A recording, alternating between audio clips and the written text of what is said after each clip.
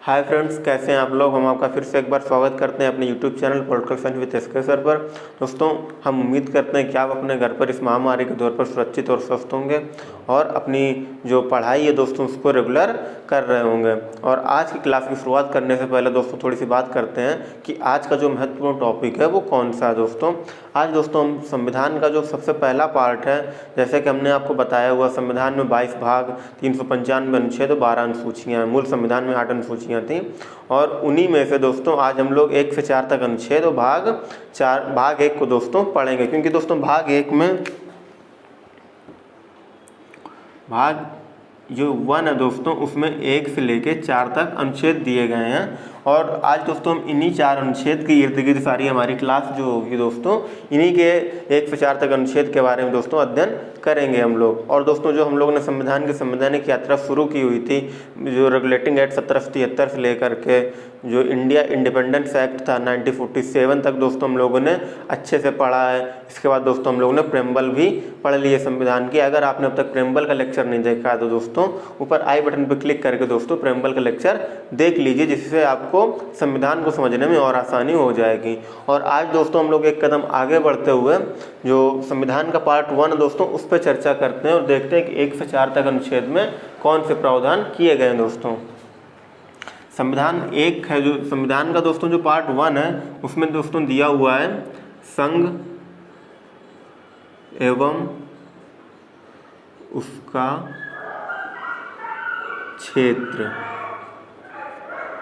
दोस्तों जो संविधान का पार्ट 1 है उसमें दिया हुआ संघ एवं उसका क्षेत्र। दोस्तों इसी को दोस्तों इंग्लिश में कहते हैं यूनियन एंड इट्स टेरिटरी। दोस्तों आज दोस्तों हम लोग इसी के बारे में अध्ययन करेंगे और देखेंगे कि इसमें क्या प्रावधान किए गए हैं। हम लोग आर्टिकल 1 की बात करते हैं। अगर आर्टिकल 1 की बात करते हैं दोस्तों, ये दोस्तों संविधान के भाग 1 में आता है, याद रखिएगा। भाग 1 और आर्टिकल दोस्तों 1 से 4 तक। तो हम लोग आर्टिकल 1 की बात करेंगे और देखेंगे इसमें क्या लिखा है, क्या इसमें प्रावधान किए गए हैं। संघ का नाम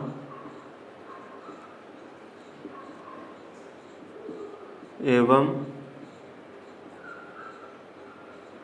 उसका राज्य क्षेत्र।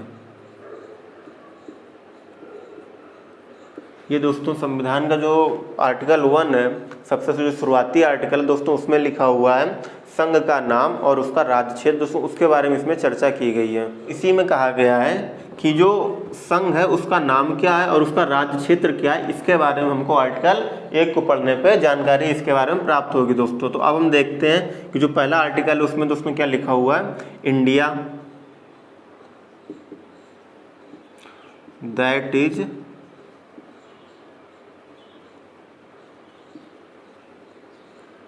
India that is Bharat shall be a union of states. दोस्तों ये आर्टिकल 1 में लिखा हुआ है India that is Bharat shall be a union of states. दोस्तों जैसे इसमें लिखा हुआ है कि संघ का नाम क्या होगा, तो उसी के दोस्तों यहाँ पे चर्चा की गई है कि जो इंडिया दोस्तों यही भारत है, इसी को भारत कहते हैं। और शैल बी या यूनियन ऑफ स्टेट, दोस्तों जो इंडिया है वही भारत है और ये एक राज्यों का संघ होगा। दोस्तों क्या कहा गया, इंडिया ही भारत है और ये राज्यों का संघ होगा। दोस्तों और उसका जो दोस्तों राज्य क्षेत्र होगा, उसका राज्य क्षेत्र के बारे में दोस्तों कहा गया है जो अनुसूची 1 में जितने राज्यों का बारे में बताया गया दोस्तों, जितने राज्यों का वर्णन है दोस्तों वो सारे अनुसूची 1 में है और वही भारत के राज्य क्षेत्र में आएंगे। तो यहाँ से पता चलता है कि आर्टिकल 1 में जो कहा गया संघ का नाम और उसका राज्य क्षेत्र, जो अनुसूची 1 में जितना भी क्षेत्र, जितने भी राज्यों के बारे में बताया गया दोस्तों, उतने राज्य संविधान जो भारत के जो क्षेत्रफल है उसमें आएंगे और उन पे और जो उसका नाम होगा दोस्तों वो इंडिया होगा और उसी को दोस्तों हम लोग भारत के नाम से भी जानेंगे। अब दोस्तों यहाँ पे देख लेते हैं कि जो संघ का नाम है वो संघ का नाम दोस्तों क्या निकला, इंडिया है, और उसका राज्य क्षेत्र है जो दोस्तों वो अनुसूची 1 में जितनी चीज़ें आएंगे, जितने राज्यों का नाम होगा संविधान में लिखा होगा, वो सारे राज्य अनुसूची 1 में जितने लिखे हैं वो सारे राज्य भारत के क्षेत्रफल में आते हैं। अब दोस्तों इसके बाद हम लोग आगे बढ़कर देखते हैं, और दोस्तों ये जो संघ का नाम है दोस्तों वो दोस्तों क्या है, इंडिया, और जो संघ है दोस्तों ये शासन प्रणाली को दर्शाता है दोस्तों, शासन प्रणाली को बताता है संघ, और जो संघ का नाम है दोस्तों वो इंडिया को बताता है, और ये जो उसका राज्य क्षेत्र दोस्तों वो अनुसूची 1 में जितने भी राज्य हैं उनके बारे में दोस्तों ये बताता है। और दोस्तों इसमें लिखा हुआ कि ऐसे राज्य क्षेत्र जो अर्जित किए जाएंगे वो भी दोस्तों किस में आएंगे, अनुसूची 1 में आएंगे या अनुच्छेद 1 में आएंगे। अगर जो किसी भी तरह से अगर कोई हमको गिफ्ट करता है, कोई दूसरा देश अगर हमको कोई एक भाग दे देता है किसी देश का, तो वो उसको दोस्तों हम लोग कहाँ पे उसको मेंशन किया जाएगा, उसको आर्टिकल 1 में ही मेंशन किया जाएगा, और वो दोस्तों आर्टिकल 1 में मेंशन होने के बाद हम लोग उसको भारत का जो क्षेत्र है उसमें बढ़ोतरी मानी जाएगी दोस्तों उसकी। और दोस्तों हम लोग आर्टिकल 2 के बारे में पढ़ेंगे कि आर्टिकल 2 में क्या प्रावधान किए गए हैं। आर्टिकल 2 दोस्तों उसमें क्या किया गया है कि इसमें दोस्तों कहा गया है नए राज्यों का प्रवेश,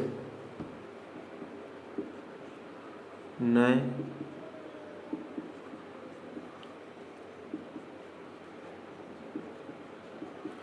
ये जो दोस्तों आर्टिकल 2 है उसमें कहा गया नए राज्यों का प्रवेश किस तरीके से होगा भारत के संविधान में, तो उसके बारे में दोस्तों विस्तार पूर्वक आर्टिकल 2 में हम लोगों को बताया गया है। अब दोस्तों इसके हम इसमें देखते हैं कि इसमें क्या किया गया है कि जो संसद है दोस्तों ऐसे नियमों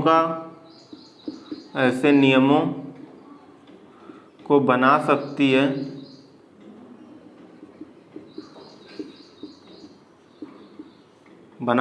दोस्तों जिससे वो नए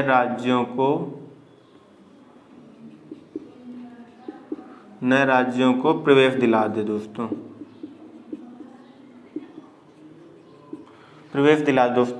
ऐसे जो आर्टिकल 2 है दोस्तों उसमें लिखा हुआ है कि नए राज्यों का प्रवेश के बारे में उससे संबंधित दोस्तों नीचे सब आर्टिकल दिए हुए हैं कि उसमें लिखा हुआ है कि जो संसद है हमारी केंद्रीय संसद है वो दोस्तों ऐसे नियम कानून बना सकती है, ऐसा कानून पारित कर सकती है जिससे नए राज्यों का प्रवेश हो सके या नए राज्यों की स्थापना हो सके दोस्तों। और इसमें दोस्तों 2 बातें कही गई हैं। नंबर 1 पे दोस्तों कही गई है ये नए राज्यों को संघ में शामिल करने की शक्ति, और दूसरी बात कहे गए दोस्तों कि नए राज्यों को स्थापित करने की शक्ति। इस तरह से दोस्तों जो संविधान के जो आर्टिकल 2 है उसमें संसद को ये पावर दी गई है कि वो ऐसे कानून नियम बना सकती है जिससे वो नए राज्यों को प्रवेश दिला सके या नए राज्यों की स्थापना कर सके दोस्तों। जैसे कि दोस्तों ये नए राज्यों को संघ में शामिल करने की जो बात है, पहला जो इसका सब आर्टिकल उसमें दोस्तों जैसे आप देखते हैं अंडमान निकोबार है, अंडमान निकोबार दोस्तों, या इस तरह से जो केंद्र शासित प्रदेश पहले के जो थे 7 वो दोस्तों इसी तरह से लिए गए थे, नए जो कि पहले से राज्य तो थे लेकिन दोस्तों वो भारत की सीमा में थे इसलिए उनको संघ में शामिल कर लिया गया। अब जो नए राज्यों की स्थापित करने की बात है दोस्तों, तो वो दोस्तों जैसे सिक्किम हुआ, सिक्किम दोस्तों जब भारत आज़ाद हुआ था उसमें दोस्तों वो एक स्वतंत्र राज्य था, एक राजतंत्र वहाँ पे चल रहा था। लेकिन जब भारत आज़ाद हो चुका, अंग्रेज छोड़ के भारत को चले गए, तब उसकी शासन व्यवस्था देखने के लिए वहाँ के जो लोग थे, वहाँ का जो राजा था, उन्होंने भारत से रिक्वेस्ट की कि आप हमारी व्यवस्था दोस्तों देखें और जो हमारे मुख्य कानून है वो आप बनाएं दोस्तों। तो उसके बाद संविधान में दोस्तों एक संविधान संशोधन किया गया था सिक्किम राज्य के लिए 35वां, जिससे दोस्तों इसको अर्ध राज्य और दोस्तों 36वां संविधान संशोधन करके इसको पूर्ण राज्य का दर्जा दिया गया था दोस्तों। तो इस तरह से दोस्तों याद रखिएगा, जो आर्टिकल 2 है वो नए राज्यों के प्रवेश से संबंधित है और इसमें दोस्तों संसद को ये पावर होती है कि नए कानून बना सकती है नए राज्यों के प्रवेश हेतु, और उसमें नए राज्यों को संघ में शामिल करने की शक्ति मिल उसको, और दोस्तों दूसरी शक्ति मिल जाती है कि नए राज्यों की वो स्थापना कर सकती है। जैसे जो पहले से राज्य बना हुआ था लेकिन भारत की सीमा में नहीं था, लेकिन उसको भारत की सीमा में लेके आए, और जैसे कि आपके सामने उदाहरण के तौर पर दोस्तों सिक्किम है। अब दोस्तों हम लोग आर्टिकल 3 देखेंगे दोस्तों। अनुच्छेद 3 है जो, इसमें दोस्तों क्या है, नए राज्यों का निर्माण दोस्तों वर्तमान राज्यों की सीमा में परिवर्तन। ये दोस्तों आर्टिकल 3 में कहा गया कि संसद जो है वो नए राज्यों का निर्माण कर सकती है और राज्यों की जो सीमा है दोस्तों उसमें परिवर्तन भी कर सकती है। इसमें दोस्तों एक और कहा गया कि नाम में भी परिवर्तन दोस्तों, नाम में भी परिवर्तन कर सकती है दोस्तों। या तो दोस्तों जो आर्टिकल 3 है उसमें क्या कहा गया, एक राज्य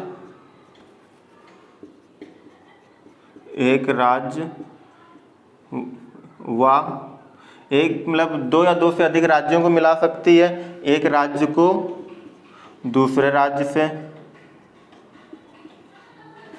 या एक राज्य को संघ से, या 2 राज्यों को किसी संघ से, या दोस्तों किसी राज्य का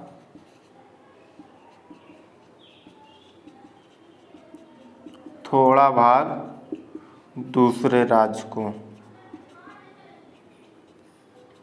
या दोस्तों नाम परिवर्तन, नाम या सीमा में परिवर्तन। दोस्तों इस तरह से जो आर्टिकल 3 है उसमें कहा गया कि नए राज्यों की संसद निर्माण कर सकती है, सीमा में परिवर्तन कर सकती है, उनके नामों में बदलाव कर सकती है, एक राज्य को दूसरे राज्य से मिला सकती है, एक राज्य को संघ से मिला सकती है, या किसी राज्य को संघ घोषित कर सकती है। ये सब कुछ दोस्तों आर्टिकल 3 के अंतर्गत होगा। इस तरह से दोस्तों आप कह सकते हैं कि विभक्त राज्यों का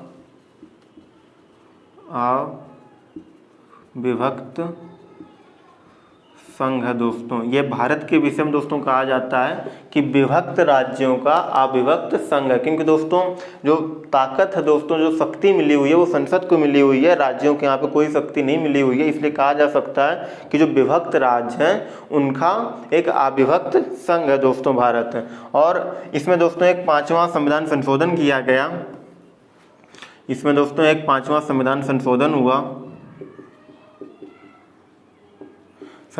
संविधान में दोस्तों। इस जो ये 5वां संशोधन 1955 में किया गया, इसमें कहा गया कि इसमें संसद क्या करेगी, राष्ट्रपति की राय ली जाएगी। और दोस्तों राष्ट्रपति क्या करेगा कि राष्ट्रपति प्रभावित राज्यों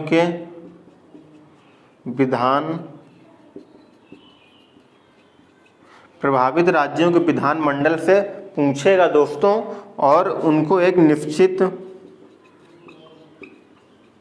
समय देगा।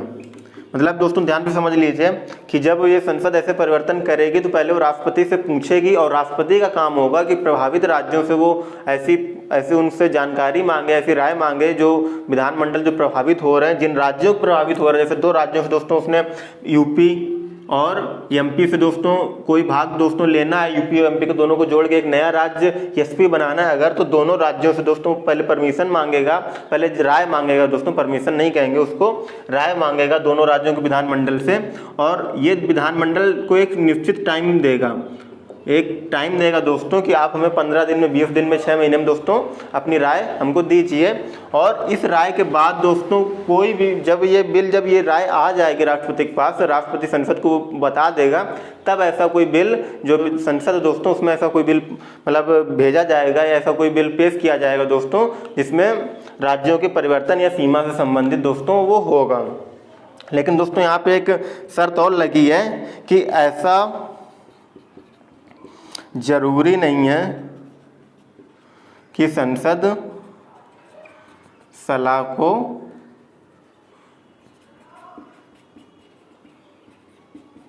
को माने दोस्तों।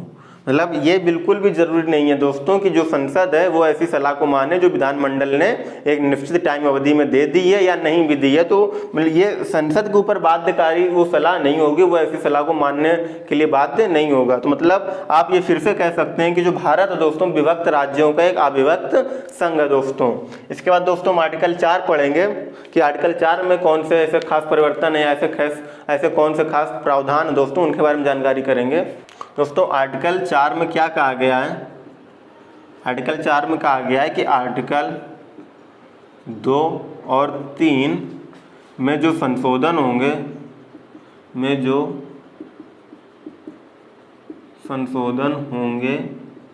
वह संविधान संशोधन नहीं माने जाएंगे। दोस्तों ये आर्टिकल 4 में कहा गया कि आर्टिकल 2 और 3 में जो संशोधन होंगे वो संविधान संशोधन नहीं माने जाएंगे, इनको सामान्य बहुमत से किया जाएगा दोस्तों। जो इनकी विधायी प्रक्रिया दोस्तों वो सामान्य बहुमत से कंप्लीट की जाएगी, पूर्ण की जाएगी, और इनको दोस्तों 368 के अंडर में नहीं माना जाएगा। 368 में दोस्तों क्या होता है कि इसमें एक विशेष बहुमत की बात की जाती है दोस्तों। जब हम लोग 368 पढ़ेंगे तो इसके बारे में चर्चा करेंगे कि जो विशेष बहुमत है दोस्तों, या हमने आपको दोस्तों बताया हुआ था जब हम संविधान के प्रमुख प्रावधान पढ़ा रहे थे कहाँ से लिए गए, तब हमने बताया था 368 के बारे में। अगर आपने वो वीडियो नहीं देखा तो आप नीचे डिस्क्रिप्शन बॉक्स में जा करके उसका वीडियो देख लें दोस्तों। तो इसमें दोस्तों जो सामान्य बहुमत की बात कही गई कि जो 2 और 3 में जो संशोधन किए जाएंगे किसी राज्य की सीमा में, किसी राज्य का नाम में, या 2 राज्यों को मिलाकर एक नए राज्य बनाए जाएंगे, तो उसमें जो संशोधन होंगे वो संविधान संशोधन के तहत नहीं आएंगे, ये सिंपल मेजोरिटी से दोस्तों पारित कर दिए जाएंगे। इस तरह से दोस्तों जो हम लोगों का संघ और उसका जो क्षेत्र था दोस्तों आर्टिकल 1 से 4 तक दोस्तों यहीं पे ख़त्म हो जाता है। और इसमें दोस्तों थोड़ा सा और एक जो पढ़ने लायक चीज़ है दोस्तों, पढ़ने लायक बातें दोस्तों उन पर थोड़ी बात कर लेंगे कि जब ये राज्यों का परिवर्तन किया जा रहा था दोस्तों आज़ादी के पहले ही, तब बहुत एक राज्य को लेकर बहुत विरोध हो गया था, एक आंदोलन चला दोस्तों। उसके बाद थोड़ा जान के लेते हैं और कुछ कमेटियाँ बनाई गई। एक दोस्तों धर आयोग बना था, धर आयोग बना दोस्तों। इसने ये 1948 में बना था दोस्तों, 1948 में बना था। संविधान सभा से जो लोग थे दोस्तों उसमें से इनका गठन किया गया था दोस्तों। इन्होंने दोस्तों कहा कि भाषा के आधार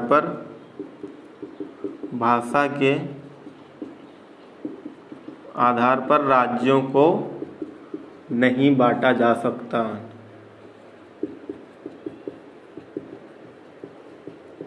दोस्तों इन्होंने जो धर आयोग थे, जो मिस्टर धर थे दोस्तों, इन्होंने दोस्तों कहा कि जो भाषा के आधार पर, भाषाई आधार पर राज्यों को नहीं बांटा जा सकता, राज्यों को निर्माण नहीं किया जा सकता दोस्तों। इन्होंने कहा कि प्रशासनिक सुविधा पे इन्होंने जोर दिया कि प्रशासनिक सुविधा के आधार पर राज्यों को जो नामकरण है दोस्तों वो किया जा सकता है। दिसंबर 1948 में एक कमेटी और बनाई जाती है, JVP दोस्तों, JVP कमेटी दोस्तों। इसमें दोस्तों जवाहरलाल नेहरू, सरदार वल्लभ भाई पटेल और पटाभी सीतारमैया थे दोस्तों। इन्होंने भी ये रिपोर्ट दोस्तों देते हैं कि जो भाषाई आधार पर राज्य पुनर्गठन होगा दोस्तों वो नहीं किया जा सकता, इसमें बहुत ज़्यादा प्रॉब्लम्स आएंगी।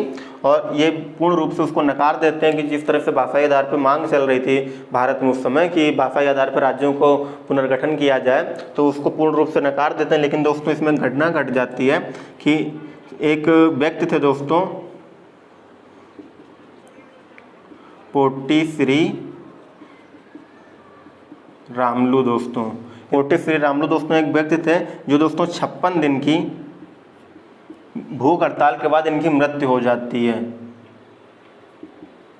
दोस्तों। ये भूख हड़ताल पे बैठे होते हैं, नए राज्य की मांग कर रहे होते हैं और ये भूख हड़ताल पे बैठ जाते हैं और 56 दिन के बाद इनकी मृत्यु हो जाती है, जिससे दोस्तों जो आंदोलन था वो भड़क जाता है और जिसके परिणाम स्वरूप दोस्तों मद्रास से अक्टूबर 1953 में दोस्तों आंध्र प्रदेश को दोस्तों अलग कर दिया जाता है। आंध्र प्रदेश को दोस्तों अलग कर दिया जाता है मद्रास से तोड़ करके। अक्टूबर 1953 में एक नया राज्य बना दिया जाता है दोस्तों आंध्र प्रदेश, जो कि दोस्तों प्रथम भाषाई आधार पे बनने वाला राज्य था दोस्तों। जो दोस्तों प्रथम भाषाई आधार पर बनने वाला राज्य था। अब दोस्तों जब ये राज्य बन जाता है तो जो और आंदोलनकारी थे या जो और दूसरे भाषाई आधार के लोग थे वो अब उनकी मांगें और तेज हो जाती हैं कि अब हमें भी अपना राज्य चाहिए भाषा के आधार पे। तो दोस्तों एक और कमेटी फिर बनाई जाती दोस्तों, फजल अली दोस्तों। उस नाम की दोस्तों जो एक कमेटी बनी फजल अली कमेटी, अब हम लोग उसके बारे में बात करेंगे दोस्तों। 23 दिसंबर 1953 में दोस्तों फजल अली कमेटी बनाई गई दोस्तों, जिसको राज्य पुनर्गठन आयोग भी कहते हैं दोस्तों। ये दोस्तों कमेटी बनाई गई 23 दिसंबर 1953 को, जिसको फजल अली कमेटी के नाम से जानते हैं और उसका दोस्तों एक और नाम है जिसको राज्य पुनर्गठन आयोग के नाम से भी जानते हैं दोस्तों। इसने जब अपनी रिपोर्ट दी 30 सितंबर 1953। इसमें दोस्तों 3 सदस्य थे दोस्तों, KM पनिक्कर और एक दोस्तों और सदस्य थे HN कुंजरू दोस्तों। एक फजल अली थे जो दोस्तों सुप्रीम कोर्ट के जज थे उस समय के, रिटायर, और दूसरे दोस्तों KM पनिक्कर थे और तीसरे दोस्तों HN कुंजरू थे दोस्तों। ये 3 सदस्यीय एक आयोग बना गया जो दोस्तों राज्य पुनर्गठन आयोग के नाम से जाना जाता है दोस्तों। इसने दोस्तों क्या रिपोर्ट दी कि भाषाई आधार पे राज्यों का पुनर्गठन नहीं हो सकता, लेकिन एक कारण इसे बनाया जा सकता है। दोस्तों इन्होंने कहा कि भाषाई आधार पर राज्यों का पुनर्गठन नहीं हो सकता, लेकिन इसको हाँ एक कारण बनाया जा सकता है, क्योंकि जिन राज्यों की भाषा एक जैसी है और इसमें दोस्तों अगर संस्कृति मिल रही है, भौगोलिक अवस्थाएं मिल रही हैं, तो उस राज्य को अलग किया जा सकता है। सिर्फ भाषा के आधार पर उस राज्य को अलग नहीं किया जा सकता, उस राज्य का पुनर्गठन नहीं किया जा सकता। और उसने दोस्तों कहा और भी इसकी कई सारी मांगे थी कि जो उस समय तत्कालीन प्रांत दोस्तों, उसने कहा कि इनको 16 प्रांतों में बांट दिया जाए और 7 केंद्र शासित प्रदेशों की बात कही इन्होंने, तो जिसको भारत सरकार ने थोड़ा सा बदलाव करते हुए मान लिया। और इसके बाद दोस्तों 14 नए राज्य और 3 केंद्र शासित प्रदेश बने दोस्तों। इसके बाद दोस्तों 14 नए राज्य और 3 केंद्र शासित प्रदेश बनाए गए। तो ये दोस्तों 6 केंद्र शासित प्रदेश बनाए गए थे, 6 केंद्र शासित प्रदेश बनाए गए और 14 नए राज्यों का निर्माण किया जाता है राज्य पुनर्गठन आयोग के द्वारा। एक एक्ट पारित किया जाता है दोस्तों, उसके एक्ट के माध्यम से 6 केंद्र शासित प्रदेश और 14 नए स्टेट्स का निर्माण किया जाता है दोस्तों। इस तरह से दोस्तों हम लोग जो संघ और उसका जो राज्य क्षेत्र था दोस्तों, उसका जो संघ का नाम और उसका क्षेत्र दोस्तों जो पढ़ रहे थे वो यहीं पे ख़त्म हो जाता दोस्तों। अब दोस्तों हम लोग जो आर्टिकल 5 से 11 दोस्तों नागरिकता से संबंधित हैं, भाग 2 है दोस्तों ये। अब दोस्तों हम लोग इसको पढ़ेंगे नेक्स्ट लेक्चर पे। और दोस्तों अगर अब तक आपको भाग 1 से आर्टिकल 1 से 4 तक कुछ नहीं समझ में आया है, राज्य पुनर्गठन आयोग में दोस्तों कुछ नहीं समझ में आया, तो हमसे आप नीचे कमेंट बॉक्स में दोस्तों पूछिए, हम उसका आंसर ज़रूर करेंगे। और दोस्तों आप घर पर रहिए, स्वस्थ रहिए और पढ़ाई करते रहिए। तब तक के लिए दोस्तों नमस्कार।